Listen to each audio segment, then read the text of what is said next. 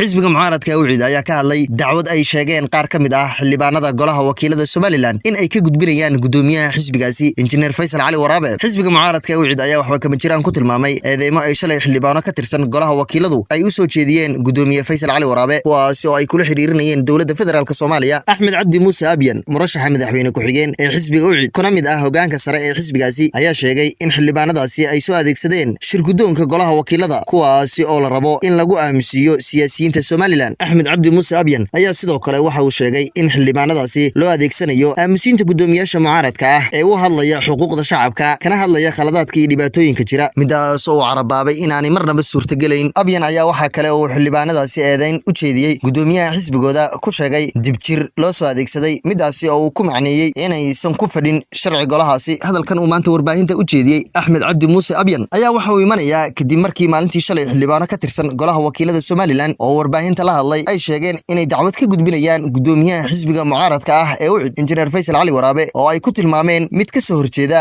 midnimada Somaliland.